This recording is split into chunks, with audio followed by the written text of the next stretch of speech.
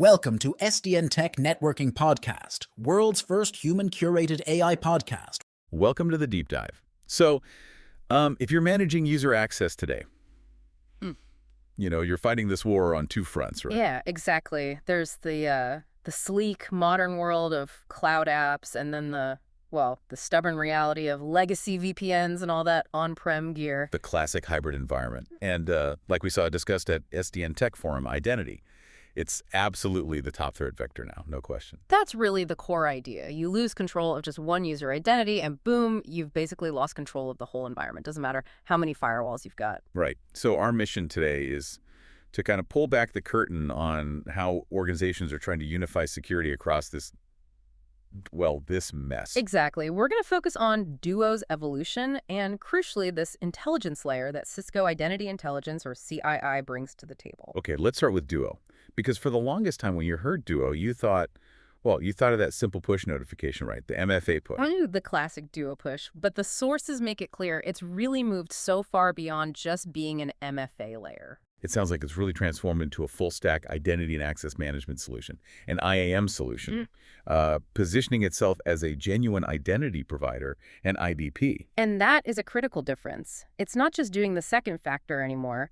Being a true IDP is a game changer because it means Duo can control the entire access flow. Okay, so unpack that impact for us. We're talking single sign-on, SSO. Yep, SSO, passwordless options, things like device trust. And Duo directory capabilities, too. Right. Which means you can actually host users directly in Duo's cloud now. You can manage custom attributes, automate provisioning.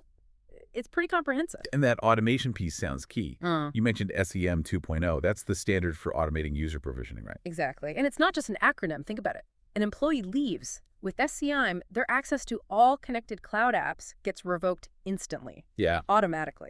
So it closes that window where a disgruntled or maybe a compromised account could still do damage. Yeah. Moves it from hoping someone remembers to click buttons to zero-touch deprovisioning. Precisely. Minimizes risks significantly. Right. Okay, that makes total sense for all the, the shiny new cloud applications. But hold on. If Duo is this full modern IDP now, why do we still need to talk about the old stuff? Yeah. The on-prem network gear, the legacy VPNs that don't speak modern protocols like SAML or OIDC. Well, that's just the reality for most places, isn't it? You can't just rip and replace millions of dollars worth of firewalls because they only understand, say, Radius or LDAP. Fair point. So you need something to bridge that gap. And that brings us to maybe the most critical piece for securing that hybrid setup, the Duo authentication proxy. Or the auth proxy, as it's often called. Auth proxy, okay. It's basically the essential translator. It lets those older protocols, Radius and LDA, talk securely to the modern Duo cloud service. So this little piece of software, it sounds like it's doing some serious, almost invisible work for companies caught in the middle. Yeah. Research highlighted, 3 main jobs it does? That's right, 3 primary roles. The first one's pretty straightforward. It's the MFA gatekeeper, meaning when a request comes in using Radius or LDAP, think like a legacy VPN login, the auth proxy handles, adding that second factor, the Duo MFA check. Okay, MFA gatekeeper. What's number 2? Directory synchronization. It needs to securely reach into your on-prem Active Directory, which is still the source of truth for so many companies. Still the king for many. Right, and it pulls the user info, group memberships, and syncs it all up to the Duo cloud. This keeps your cloud policies consistent with your actual org structure on-prem. Makes sense. And the third role, acting as an SSO proxy. This one sounds a bit different. Needed when Duo SSO in the cloud needs to authenticate back against an on-prem AD. Seems backwards. It does seem a bit counterintuitive, but it's incredibly practical. Essentially, the auth proxy creates a secure tunnel. It lets the cloud service talk back to your on-prem domain controller to complete an authentication. But without opening up dangerous inbound firewall ports from the internet into the corporate network. Exactly. It uses only outbound connections, typically just TCP port 443, to talk to the Duo Cloud APIs. From a network security standpoint, that's huge. No inbound holes needed for this core function. It's secure by default in that sense. That's definitely robust from a network perspective. But let's talk user experience, because this is where things can get clunky, right? Okay. You've got the nice modern universal prompt for web apps. Yeah. And then you've got the old Radius path for, say, a VPN. Radius doesn't have browser context at all. So how does the user actually choose their MFA method? Like, how do they say send a push or I want to use a passcode? This is where you really feel the pain of managing hybrid access. Because there's no browser, the system forces this, well, frankly, this awful workaround called concatenation. Concatenation. Yeah. The user literally has to type their MFA choice directly into the password field after their password. Wait, seriously? So I type my password, then a comma, Yeah. then, like the word push, Yep. or my 6-digit code. That's exactly it. If they want to push, they type password push.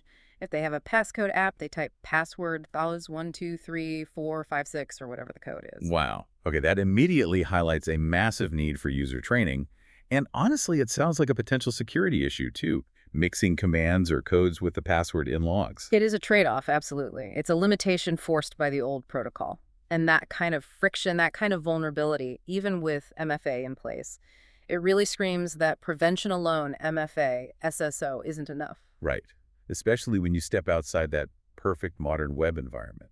The system has inherent weaknesses or relies on users doing awkward things perfectly every time. Which is exactly why the industry conversation shifted. It's not just about prevention anymore. It requires that dual focus: proactive hygiene, cleaning things up before an attack, and real-time threat detection, spotting attacks as they happen. Precisely, and that's our transition point. We're moving from the foundational access security of Duo to the intelligence layer needed on top. This is where Cisco Identity Intelligence, CII, comes into the picture. Okay, CII. So this provides the intelligence. And you mentioned it breaks down the risk landscape into two main categories of insight. That's right, two core components. First, there's Identity Security Posture Management, or ISPM. ISPM, posture management, so that's the hygiene part. Exactly. Think of it as the continuous health check. It's proactively looking for known vulnerabilities, misconfigurations, bad practices in your identity setup before they get exploited. Okay, proactive hygiene is ISPM. What's the second part? That's Identity Threat Detection and Response, or ITDR. This is the real-time alarm system. It's looking for active anomalies, suspicious behaviors, potential attacks that are happening right now. Got it. ISPM for proactive health, ITDR for active threats. And CII, you're saying, acts as this overarching vendor-agnostic layer. Yes, that's key. It's designed to work across your existing identity tools, even if they're from multiple vendors. It pulls in data, connects the dots, and it's available for Duo Premier and Duo Advantage customers. And the data it surfaces. Well, it sounds pretty worrying based on their energy. Let's start with ISPM, the hygiene side. There was a statistic mentioned. Yeah, it's quite shocking, actually. Something like 40% of corporate accounts are still using weak MFA, or worse, no MFA at all. 40%. That's Staggering. It really is. Imagine if 40% of your physical door locks were faulty. You wouldn't stand for it. ISPM is designed to find and help fix that kind of basic digital hygiene failure. So beyond just flagging accounts with no MFA, or maybe weak methods like SMS, what other kinds of hygiene risks does ISPM hunt for? Things you might not easily see. Well, it looks for things like inactive users, accounts that haven't been logged into for ages but still have permissions, same for inactive guest users, or even accounts that were created but have never logged in. Potential sleeper accounts. Okay, cleaning up stale accounts. Makes sense. Well, maybe one of the most critical things it finds are what we sometimes call ghost accounts. Ghost accounts. Sounds ominous. It is. ISPM specifically looks for HRIS discrepancies. It checks if a user exists in your identity system, like Active Directory or Entra ID, Right. but they don't exist in your HR system anymore. Maybe they left the company weeks ago. So the automated deprovisioning failed or wasn't set up correctly. Exactly. So you have this account just sitting there, maybe with significant privileges, completely unmonitored because HR thinks they're gone. It's a huge silent vulnerability that attackers love to find. ISPM flags those immediately. Wow, okay. That's a really tangible example of proactive hygiene finding hidden risk. So ISPM is the cleanup crew. ITDR, then, is the real-time security guard watching for active bad behavior. This must rely heavily on behavioral analytics, right? It absolutely does. ITDR is less about policy violations and more about spotting behavior that just doesn't fit. It's about knowing, for example, that Bob from accounting never logs in from North Korea at 3 a.m. using Tor. The classic impossible travel scenario. Logins from two places you couldn't possibly travel between in the time elapsed. That's a common one, yes. But attackers know about that, so ITDR looks for more subtle things, too. Like what? What about social engineering attacks? Can it spot those? It can help. For instance, it detects things like MFA flood attacks. MFA flood? Yeah, imagine an attacker gets someone's password through phishing. Then they just relentlessly spam the user with Duo push requests over and over. Hoping the user gets annoyed and just hits approve to make it stop. Exactly. It's an annoyance attack vector. ITDR spots that pattern tons of push requests, maybe all denied or timed out, in a short period and flags the account as potentially under active attack, even if the MFA itself hasn't been technically bypassed yet. It's smart. It's looking at the pattern and intent, not just the success or failure of a single login. Precisely. It also flags things like risky parallel sessions. Bob logs in from the corporate network, which looks fine, but simultaneously there's a login for Bob from a dodgy ISP in a country he's never been to.